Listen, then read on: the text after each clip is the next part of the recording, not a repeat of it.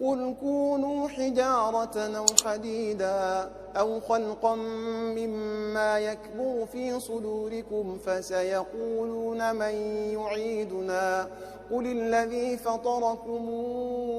أول مرة فسينغضون إليك رؤوسهم ويقولون متاه قل عسى أن يكون قريبا يوم يدعوكم فتستجيبون بحمده وتظنون إن لبثتم إلا قليلا وقل لعبادي يقولوا التي هي أحسن إن الشيطان ينزغ بينهم إن الشيطان كان للإنسان عدوا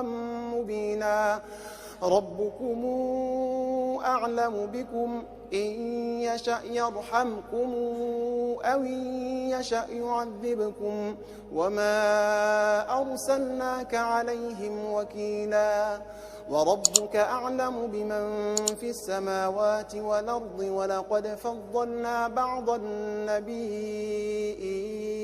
على بعض وآتينا داود زبورا قل ادعوا الذين زعمتم من دونه فلا يملكون كشف الضر عنكم ولا تحويلا أولئك الذين يدعون يبتغون إلى ربهم الوسيلة أيهم أقرب ويرجون رحمته ويخافون عذابه إن عذاب ربك كان محذورا وإن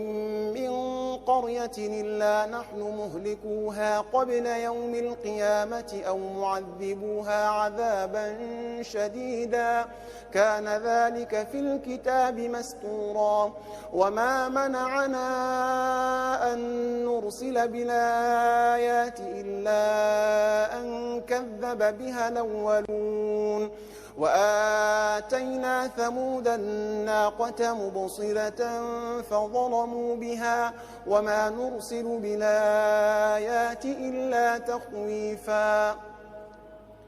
وإذ قلنا لك إن ربك أحاط بالناس وما جعلنا الرؤيا التي أريناك إلا فتنة للناس والشجرة الملعونة في القرآن ونخوفهم فما يزيدهم إلا طغيانا كبيرا وإذ قلنا للملائكة اسجدوا لآدم فسجدوا إلا إبليس قال أسجد لمن خلقت طينا قال أرايتك هذا الذي كرمت علي لئن أخرتني إلى يوم القيامة لأحتنكن ذريته إلا قليلا قال اذهب فمن تبعك منهم فإن جهنم جزاؤكم جزاء موفورا واستفزز من استطعت منهم بصوتك وأجلب عليهم بخيلك ورجلك وشاركهم في الأموال والأولاد وعدهم وما يعدهم الشيطان إلا غرورا إن عبادي ليس لك عليهم سلطان وكفى بربك وكيلا ربكم الذي يزجي لكم الفلك في البحر لتبتغوا من فضله إنه كان بكم رحيما وإذا مسكم الضر في البحر ضل من تدعون إلا إياه فلما نجاكم